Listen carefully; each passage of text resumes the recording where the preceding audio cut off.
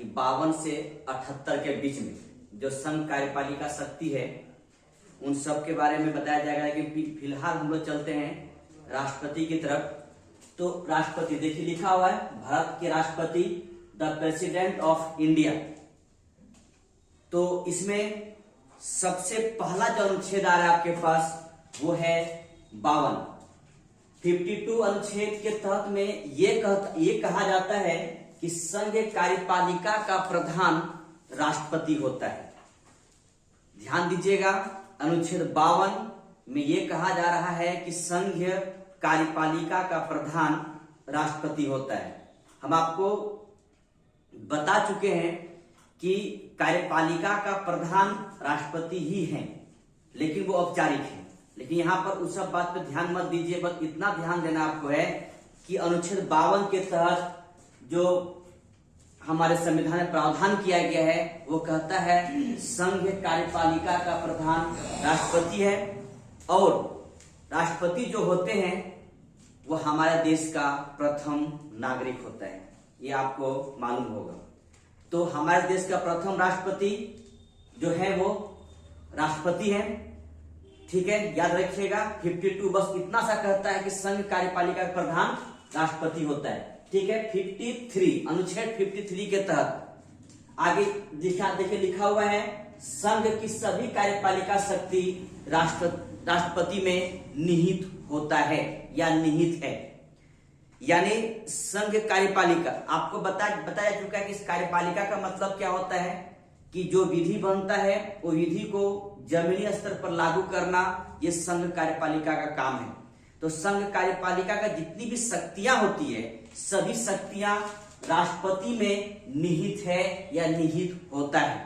ठीक है, अब ये जो सारी शक्तियां इसमें निहित है तो राष्ट्रपति खुद करेंगे या उसके या अपने पदाधिकारियों के साथ करेंगे। ठीक है, देखिए लिखा हुआ है संघ कार्यपालिका की शक्ति का प्रयोग जो है वो या तो खुद करेंगे, प्रयोग या तो खुद करेंगे, स्वयं करेंगे या फिर अधीनस्थ पदाधिकारियों के माध्यम से करेंगे।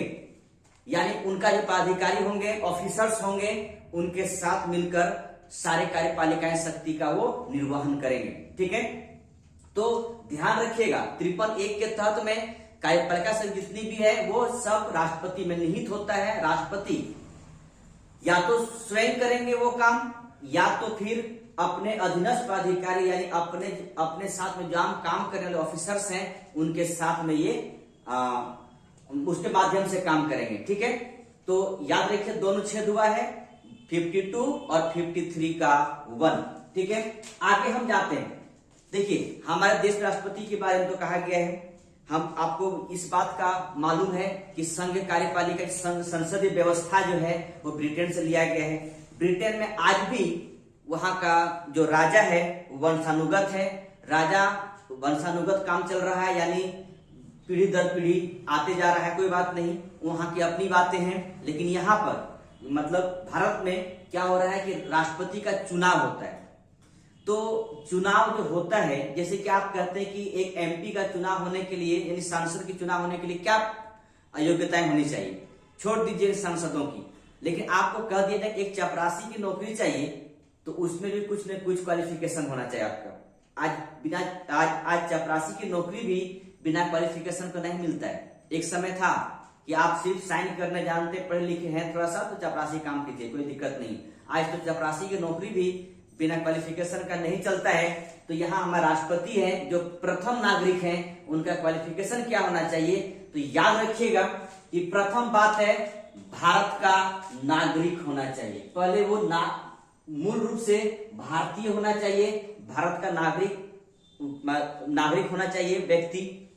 दूसरा चीज है 35 वर्ष आयु पूरी होनी चाहिए, ये 35 इयर्स आयु पूरी होनी चाहिए। ठीक है, मिनिमम एज आपका दिया हुआ है 35 इयर्स। ठीक है, इसके बाद जो व्यक्ति उम्मीदवार के तौर पर राष्ट्रपति बनने जा रहे हैं, उम्मीदवारी जो दावेदारी करने जा रहे हैं, वो व्यक्ति लोकसभा सदस्य निर्वाचित होने लायक होना चाहिए। उसमें वो योग्यता होनी चाहिए जो लोकसभा सदस्य बन सकता है।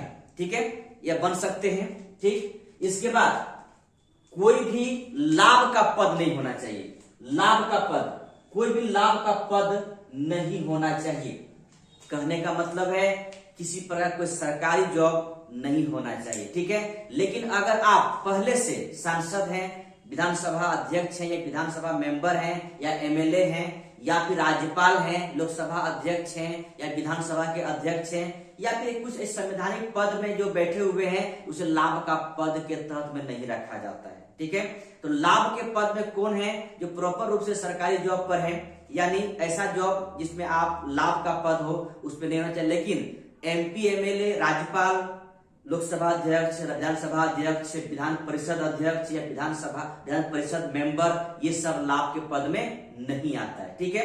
तो ये लाभ का पद, इन 4 चीजें नहीं होनी चाहिए, 4 चीजें होनी चाहिए। जैसे कि राष्ट्रपति को जो क्वालिफिकेशन है, उसमें पहला बात कि भारत का नागरिक होने चाहिए, दूसरी बातें हैं 35 वर्ष पूरी होनी चाहिए, तीसरी बातें हैं आप लोकसभा मेंबर बनने लायक होने चाहिए, निर्वाचित होने लायक होने चाहिए, तो चौथी बातें हैं कि आप कोई लाभ के पद धारण ना किया होना चाहिए, ठीक है।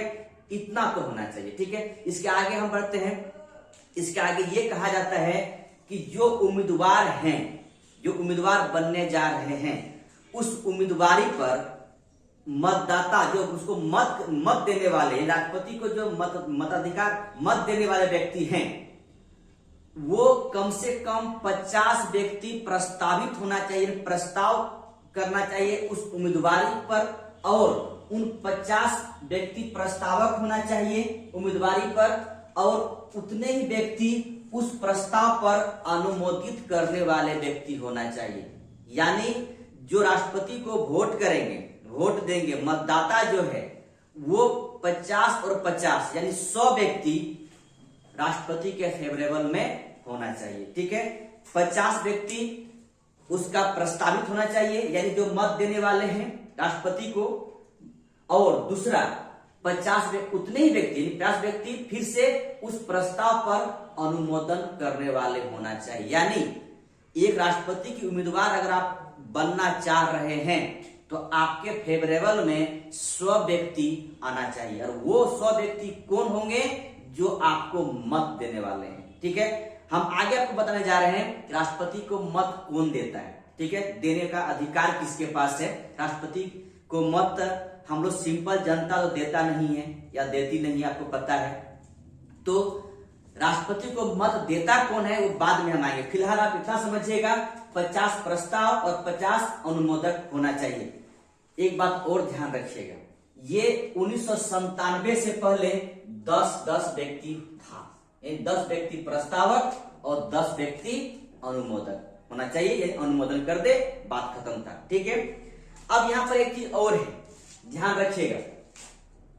जो उम्मीदवारी होते हैं, उम्मीदवारी जो है, राष्ट्रपति जो उम्मीदवार बनने जा रहे हैं, वो 50 तो हो गया। जो उम्मीदवार बनने जा रहे हैं वो 25,000 जमानत राशि जमा करेंगे। यानी जो भी उम्मीदवारी पद पर अपना पर्चा दाखिल करने जा रहे हैं, वो 25,000 जमा करना पड़ेगा जमानत राशि के तौर पर। लेकिन इससे पहले 97 में ये राशि मात्र 2500 रुपया था, ठीक है। अब आपके मन में ये होना चाहिए कि आखिर 97 के बाद क्या हुआ जो 2500 से बढ़ाकर 25,000 कर दिया गया। देखिए, हुआ यूं, हमारे जो विधि निर्माता है या निर्वाचन पदाधिकारी है, उनका ये कहना था कि अगर राशि कम है तो कोई भी आदमी आकर उम्मीदवारी अपना दायर कर देता है, ठीक है। तो अगर राशि को बढ़ा दिया जाए तो जेन्युइन व्यक्ति आकर उम्मीदवार बनेंगे या अपना उम्मीदवारी पेश करेंगे, ठीक है। तो राशि बढ़ाने का एकमात्र यही चीज था कि उम्मीदवारी को जो सीरियस व्यक्ति हैं वो उम्मीदवार बने। सबको उम्मीदवार बनने की आवश्यकता नहीं है, और कम राशि था पहले तो सबको उम्मीदवार बन जाता था। एक चीज और आप जान लीजिए, यहाँ पर देखिए, ये राशि जो जमानत राशि होता है ये सभी में है, राष्ट्रपति हो, एमपी हो, एमएलए हो, मुखिया हो, सरपंच हो, सब जगह पर, वार्ड मेंबर हो, ये सब जगह ये राशि जमा करना पड़े। लेकिन इतना ही नहीं, हर उम्मीदवार हर जगह पर, यानी कहने का मतलब MP MLA में कुछ और है, मुखिया में कुछ है और है, वार्ड मेंबर में कुछ और है। जरूरी नहीं है कितना ही रुपया है वो, ठीक है, अलग अलग रुपया है। लेकिन इस राशि को जमा करने के बाद होता यूं है कि राशि अगर आप हार जाते हैं तो पर वापस कर देता है, लेकिन किस शर्त पे वापस करता है ये भी ध्यान रखना पड़ेगा।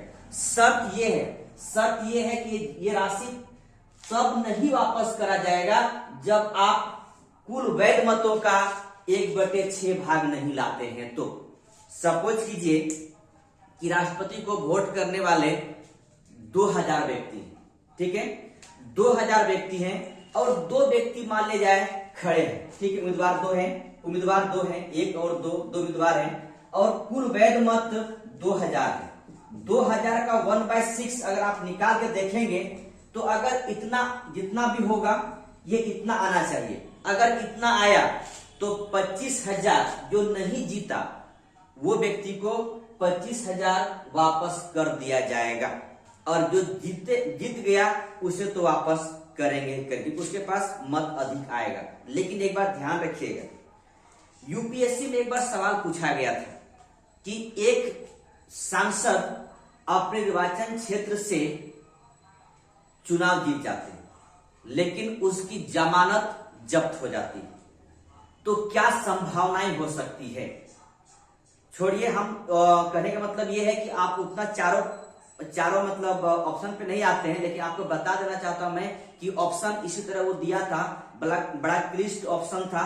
तो आपको उसका आंसर ये था कि उस निर्वाचन क्षेत्र में उम्मीदवारों की संख्या बहुत ज्यादा थी, ठीक है। तो कभी कभी ऐसा भी होता है कि आप जीत जाएंगे लेकिन 1/6 भाग आपको वोट नहीं मिला तो आप जीत तो गए लेकिन आपको इतना नहीं मिलने की वजह से आपकी राशि जो है जमा राशि वो जब्त हो जाएगी, ठीक है।